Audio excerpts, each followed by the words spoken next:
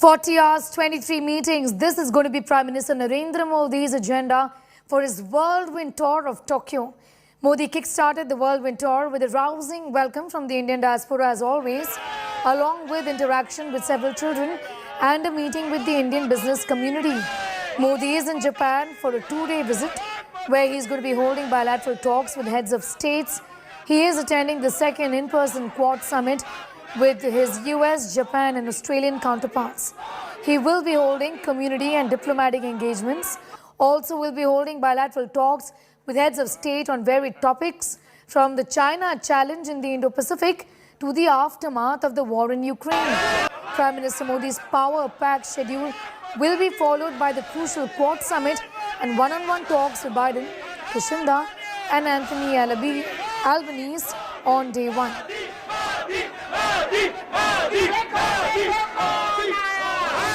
मेरा नाम वित्सुकी है। मैं ग्लोबल इंडियन पांचवी कक्षा में पढ़ता हूँ। जापान में आपका बहुत स्वागत है। May I have your signature, please? You have your signature, please? तो कहाँ से सीख लिया तुमने हिंदी? हैं? Yes, I learned. हैं? बहुत अच्छा जानते हो? वाह! वाह! और जापानी में क्या लिखा है? Same here. Same. ये हिंदी में। 3 भाषा लिख दिया। Modi ji. Prime Minister Modi is in Tokyo, and according him, a welcome in Tokyo were these children from a global Indian institution where there are, of course, some of them Japanese, in fact, who are learning Hindi as well, Indian students as well, who were there, in fact, bearing these placards, writing down poems as well, welcoming the Prime Minister. The Prime Minister, of course, had a very interesting interaction with Ritsuki. Ritsuki, can you tell us what you told the Prime Minister? I said 3 sentences. मेरा नाम वित्सुकी है। मैं global Indian international school के 5वीं कक्षा में पढ़ता हूँ। जापान में आपका बहुत स्वागत है। धन्यवाद। That's wonderful. That's wonderful. You speak a lot of Hindi. You're fluent with Hindi. No, I have prepared those 3 lines only. Okay, but do you study Hindi? Are you studying Hindi? Okay. Do you like the language? Yeah, I wish to get better, but I need more practice for that. You can see those visuals of the Indian community which is present over here, and in large numbers. You can see that Indian community present and in fact acknowledging and cheering out loudly as Prime Minister Modi here arrives in Tokyo. You can see he's coming down right now to acknowledge his supporters who have come in here from the city of Tokyo and from across Japan. He is, of course, acknowledging them as they, of course, come here early in the morning, Tokyo time, in order to support him, wave at him, and, of course, chanting slogans as well as Prime Minister Modi here arrives in Tokyo to a jam-packed schedule. Just 40 hours and 23 engagements that Prime Minister Modi has as he, of course, meets with the Indian community. And you can see those cheers going out as Prime Minister Modi, of course, here arrives at the hotel. He is, of course, meeting with members of the Indian community. And you can see those members over here. Prime Minister Modi there acknowledging his supporters. As you can see, interacting with the crowds over here. A big crowd of the Indian community which has in fact arrived here in Tokyo to in fact welcome Prime Minister Modi. कैसा लग रहा है? बहुत बढ़िया मोदी। अच्छा लग रहा है, हम बहुत खुश हैं मोदी। मोदी जी से क्या उम्मीदें हैं जापान और इंडिया के रिलेशंस को लेकर? It's going to be high. जय स्वामीनारायण, जय स्वामीनारायण। हमारे मोदी जैसा कोई नहीं और जापान से रिलेशन बहुत अच्छा है। मोदी मोदी मोदी। आप यहाँ पर कब से हैं जापान में? 20 साल से। 20 साल से है। और आपने रिलेशंस में क्या फर्क देखा है? बहुत बड़ा फर्क देखा है। इंटरनेशनल सीन पे मोदी जी ने भारत का जो नाम बढ़ाया है और काफ़ी अच्छा लग रहा है। You saw Prime Minister Modi. What are your expectations from this visit and Indo-Japan relations? You've been here for a while. Have you been living in Japan for a while? We have been living here for more than 12 years. 8 years. Yeah. And I would say the expectations we are on I would say we have a lot of expectations. Yeah. So the relation is getting strengthened and strengthened. And the Indian-Japan relationship not only it's getting limited, I'm saying it is going beyond limitation. So we are really thrilled. Okay, we are very thrilled, and we are just I'm unable to say like what to say. इस बार मोदी जी ने सबसे हाथ मिलाया है, इस तरफ भी गए हैं, उस तरफ भी गए हैं, छोटी बच्चों से नाम पूछा है और दिल उनसे मिलके बहुत खुश हो जाता है। हमारे तेजस्वी यशस्वी मोदी जी को देख के पूरा एक एनर्जी सी मिल जाती है। ऐसा लगता है हम अपने भारत के लिए बहुत कुछ कर सकते हैं। एक हमारी जान भी उनके साथ बिल्कुल तैयार है। और ये नारा क्या है? जो 73 हटाए हैं वो टोक्यो आए हैं। ये नारा लगाया आप लोग? हाँ, आज कई बार वो मोदी जी जो टोक्यो आए हैं, हमेशा इतना प्यार देते हैं। वो यहाँ के लोग भी उन्हें इतना प्यार देते हैं, उन्हें ऐसा लगता है अपने दूसरे घर आए हैं। जो राम को लाए हैं वो टोक्यो आए हैं, जो काशी सजाए हैं वो टोक्यो आए हैं, जो 370 हटाए हैं।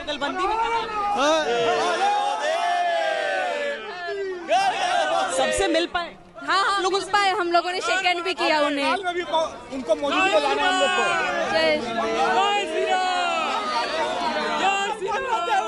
जो राम को लाए हैं वो भारत से जापान आए हैं, जो राम को लाए हैं वो जापान आए हैं, जो राम को लाए हैं वो जापान आए हैं, जो कसाई सजाए हैं वो जापान आए हैं, जो 370 हटाए हैं वो टोक्यो आए हैं, जो काशी को सजाए हैं वो टोक्यो आए हैं, जो काशी को सजाए हैं वो टोक्यो आए हैं।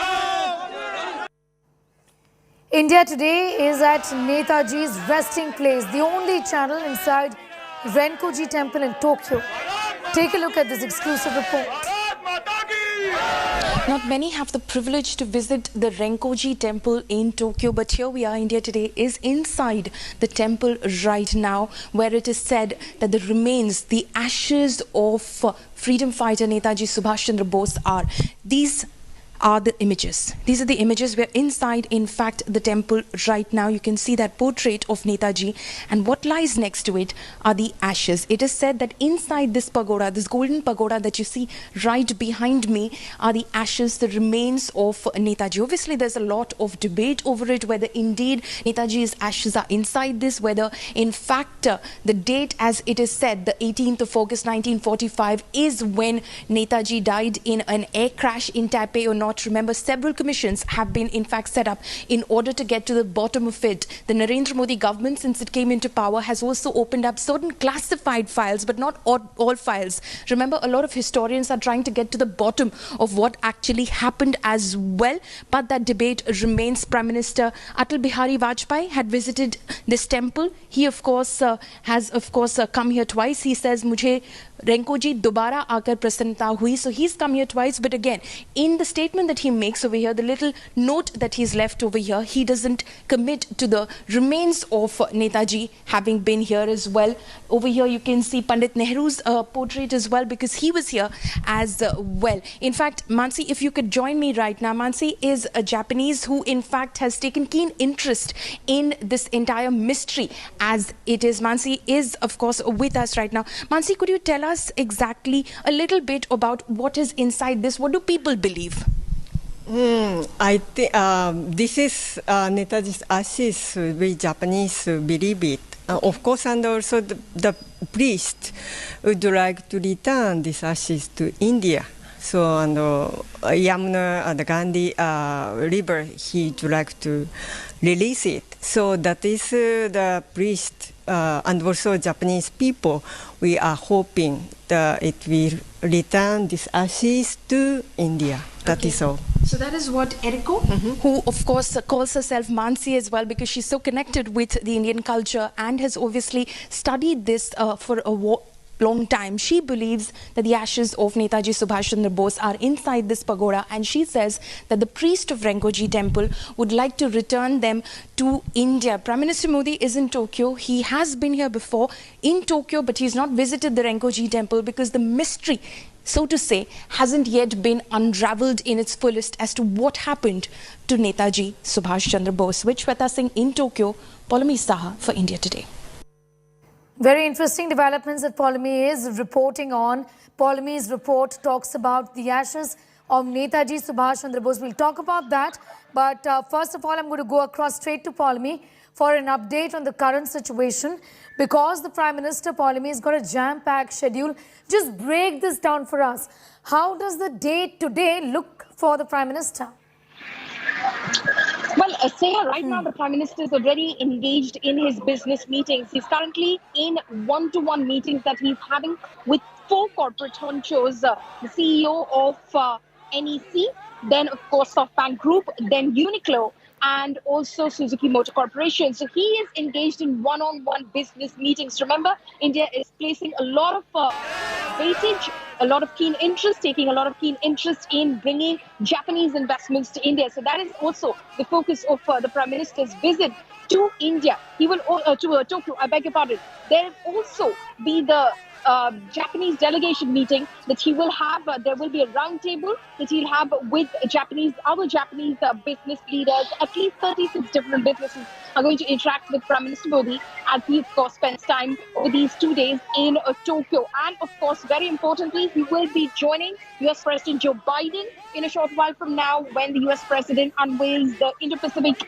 Economic Forum. Remember that this is a part of the second leg of US President Joe Biden's visit to East Asia. He is, in fact, in Tokyo after having visited South Korea, Seoul, and then, of course, gaining South Korea's confidence and South Korea's participation in the Indo-Pacific economic cooperation, the framework that has been, in fact, envisaged by the US, but something which India hasn't yet committed to because India is going through the final details of it. But Prime Minister Modi will definitely be present at the launch of the Indo-Pacific economic framework, and then of course he will be at a reception which will be hosted by the Indian community, the Indian diaspora, which is a very small community. It's only 40,000 Indians who live in Japan, but they of course are placing a lot of hope and trust and expectation from the growing relations between India and Japan, and hoping that the equation which has been shared by Prime Minister Modi and then former Prime Minister Shinzo Abe, and now of course Prime Minister Modi and Prime Minister Fumio Kishida will of course unveil a lot of opportunities for businesses, for in fact Japanese businesses to invest in India and open doors for high-skilled workers from India to enter Japan as well. Sneha. Paulimi, thanks for getting us up to speed. With that, Paulimi is reporting on all of that from Tokyo. Well, the World Economic Forum has kicked off in Davos yesterday. The Indian delegation, led by Commerce and Industry Minister Piyush Goyal, is holding deliberations over key global challenges. This delegation also includes Health Minister Mansukh Mandavia, Petroleum and Natural Gas Minister Hardeep Singh Puri, and Chief Ministers and Ministers from 6 states and business leaders. Speaking exclusively to India today in Davos, Piyush Goyal has said the event would further help reinforce India's position as an important and relevant stakeholder in shaping the global narrative. This year's edition of the Davos Summit is particularly important for India as India assumes the presidency of G20 in the year 2023, which is next year. Several key issues, including the war in Ukraine, geopolitics, COVID-19, the pandemic, the challenges ahead, and climate change, are being discussed during the summit. The Davos Summit will conclude on the 26th of May.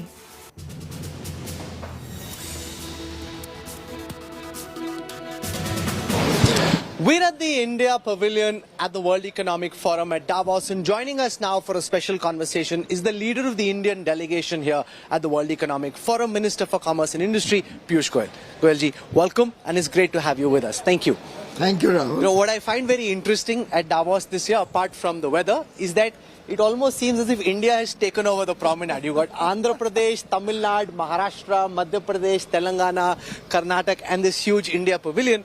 And Wipro, Infosys, HCL, some of the people at WEF were saying it seems as if India has taken over WEF this year. Well, India is the future, and most parts of the world today recognize that the talent pool that India has to offer, the leadership that we have to offer, the policies of the government which are very focused to an emerging strong country, and the fact that we have 1 billion plus people, mostly youngsters, aspiring for a better quality of life, provides the world's greatest opportunity for other countries. And therefore, we were very keen that the world sees India in full strength.